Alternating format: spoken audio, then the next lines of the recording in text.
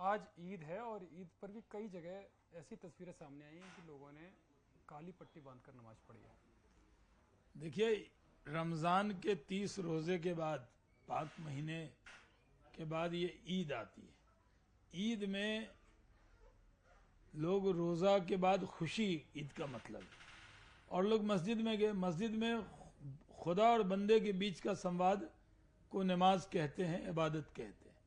इबादत में सियासत की गुंजाइश नहीं है। अगर आपको सियासत करना है तो जाओ जंतर मंतर। मस्जिद में आके काला पट्टी बांधना ये इबादत नहीं है, ये सियासत है।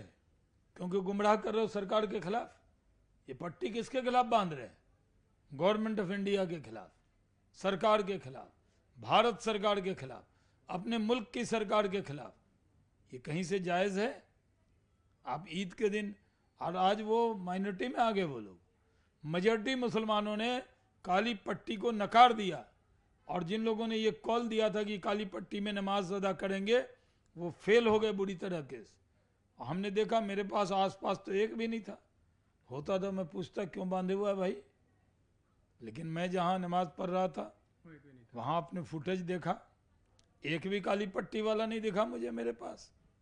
नहीं तो पूछता मैं उनसे। लेकिन शर्मा जी, एक बड़ा समर्थन मिला है वक्फ बोर्ड बिल को लेकर, क्योंकि सारा कुछ वक्फ बोर्ड बिल को लेकर ये हंगामा हो रहा है, काली पट्टी भी उसी को लेकर है।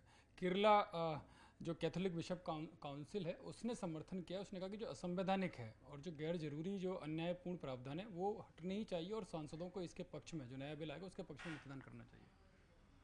नहीं, वो क्रिश्चियन कम्युनिटी का जो ऑर्गेनाइजेशन है उसने सपोर्ट किया वक्फ बिल को। मुसलमान भी समाज में बहुत से लोग सपोर्ट कर रहे हैं। जो चंद लोग विरोध करते हुए दिख रहे हैं वही विरोध में है। हमें तो मुस्लिम समाज को भी हम समझा रहे हैं कि आप सिटीजनशिप अमेंडमेंट एक्ट की तरह गुमराह मत होइए। उसमें कितना आंदोलन हुआ। शाहीन बाग, क्या हो गया शाहीन बाग का? क्या फ़ायदा मिला? बिरयानी कौरमा खाया, उससे अलावा तो कुछ नहीं मिला। देख पर देख चल रही थी, धरना दे रहे थे, पूरे मुल्क को बदनाम कर रहे थे, जबकि मुसलमानों के खिलाफ वो बिल था ही नहीं। ये भी जो वक्फ का एक्ट है, ये न दरगाह छीनेगा, न मस्जिद छीनेगा, न कब्रिस्तान छीनेगा, न खानका छीनेगा, न वक्फ की जायदाद छीनेगी। कुछ नहीं ऐसा होने वाला है। लेकिन हंगामा है बर्पा, थोड़ा सा जो हम बिल लेकर आ गए हैं बस। क्योंकि माफियाओं को डर लग रहा है कि इस बिल आने से वो जो वक्फ बोर्ड के नाम पर नेतागिरी करते हैं उनकी दुकानें बंद होगी, वही विरोध करा रहे हैं। अजमेर दरगाह के प्रमुख हैं, उन्होंने भी कहा है कि जो पहला बिल है, पुराना बिल है, वो अन्यायपूर्ण था और उसमें सुधार होना ही चाहिए। वो भी समर्थन में आ गए। बहुत से लोग समर्थन में इस देश के। नहीं, राहत क्या है? सरकार तो राहत में है ही। सरकार तो राहत देती है, सरकार थोड़ी राहत लेती है। सरकार तो राहत दे रही है मुसलमानों को कि आपको इस बिल से डरने की ज़रूरत नहीं है।